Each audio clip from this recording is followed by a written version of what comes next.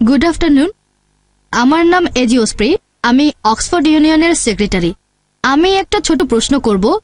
আপনি বললেন যে হিজাব মহিলাদেরকে নিরাপত্তা দিবে। আমার মতে এই হিজাব অবশ্যই তাদের ছোট করে।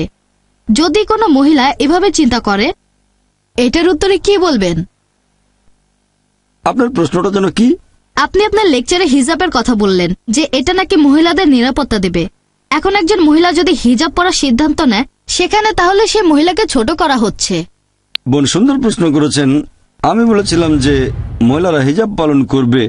এখন হিজাব পালনের সিদ্ধান্ত নিয়ে মহিলারা তো নিজেকে ছোট করছে, এটা তাদের নিচু করছে।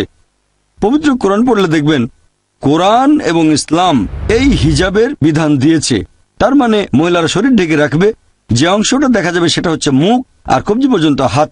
এটা করা হচ্ছে শালীনতার জন্য। আর এই কথাটা যে শুধু কোরআনে বলা হয়েছে তা নয়, এই কথাটা বলা হয়েছে বাইবেলেও। বাইবেল পড়লে দেখবেন 1 তিমথি অধ্যায় নম্বর 2 অনুচ্ছেদ 9 বলা হয়েছে যে মহিলারা শালীনতার সাথে তাদের পোশাক পরবে।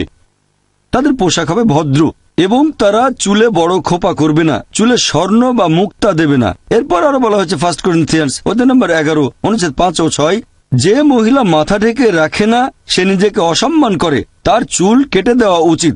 আমি এটার সঙ্গে একমত নয়, এখানে বাইবেলের উদ্ধৃতি দিচ্ছি। একইভাবে বেদ পড়লে দেখবেন বলা হয়েছে মহিলারা মাথা ঢেকে রাখবে। তাহলে সবগুলো ধর্মগ্রন্থই বলছে যে মহিলারা কাপড় দিয়ে মাথা ঢাকবে। এটা শালীনতার জন্য, এটা মহিলাদের ছোট করার জন্য নয়। আর আপনারা দেখবেন আমার বিরুদ্ধে একটা অভিযোগ করা হয়েছিল এরকম, যে ডক্টর জাকির নায়েক বলেছেন মহিলারা যদি হিজাব না পরে আর যদি তারা পশ্চিমা পোশাক পরে তাহলে তাদের ধর্ষণের শিকার হওয়ার সম্ভাবনা থাকে। এখানেও আসলে ভুল উদ্ধৃতি দেওয়া হয়েছে। আমি বলেছিলাম যে মহিলারা খোলামেলা পোশাক পরলে ধর্ষিত হওয়ার সম্ভাবনা বেশি থাকে। আমি আরেকটা কথা বলি যে সানডে টাইমস পত্রিকা, যে পত্রিকা আমার বিরুদ্ধে খবর ছেপেছিল 1 বছর আগে 2009 সালে মার্চ মাসের 9 তারিখে সানডে টাইমসে এটা ছাপা হয়েছিল যে ব্রিটেনে প্রতি 7 জনে 1 জন মনে করে যেসব মহিলারা খোলামেলা পোশাক পরে তাদের আঘাত করা উচিত।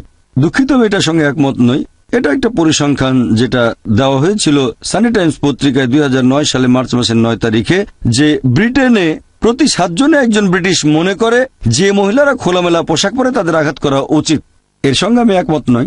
এছাড়াও আরেকটা খবর ছাপা হয়েছিল, সেটা 2005 সালে সেই একই পেপার সানডে টাইমস, বলা হয়েছে যে ব্রিটিশদের মধ্যে শতকরা 26 জন মনে করে যে খোলামেলা পোশাক মহিলাদের ধর্ষিত হওয়ার পেছনে আংশিক বা সম্পূর্ণভাবে দায়ী। তাই আমি মনে করি আপনি যত বেশি শালীনভাবে পোশাকটা পরবেন তত বেশি সম্মান পাবেন। তাই ইসলামে মহিলাদের জন্য এই হিজাবের বিধান দেওয়া হয়েছে তাদের ছোট করার জন্য নয়, উপরে তোলার জন্য। আমি একমত যে কালচারে পার্থক্য থাকবে। ইসলাম কাউকে পালন করার জন্য জোর করতে পারে না। কালচারে পার্থক্য থাকবে। যেমন ধরেন, আমি একটা উদাহরণ দিচ্ছি যে কিছু সমাজে তারা মনে করে যে মহিলাদের দিকে তাকানোটাও অভদ্রতা।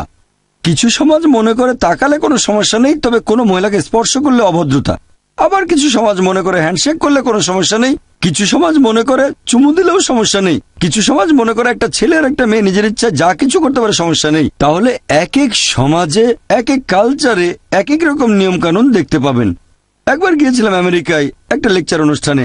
একজন আমেরিকান বললেন, তোমাদের প্রাচ্যের মহিলারা খুবই অভদ্র। অবাক হলাম। বললাম, আপনি প্রাচ্যের মহিলাদের অভদ্র বলছেন কেন? তিনি তখন বললেন, তোমাদের প্রাচ্যের মহিলারা তারা পেট অনাবৃত রাখে। তাহলে আমেরিকা আর পশ্চিমা দেশগুলোতে পেট ঢেকে না রাখাটা হচ্ছে অভদ্রতা, আর ভারতে পেট না ঢাকাটা অভদ্রতা নয়, শর্টস পরাটা হচ্ছে অভদ্রতা। তাহলে বোন, আপনাকে বুঝতে হবে কালচারে পার্থক্য থাকবে, নিয়মে পার্থক্য থাকবে।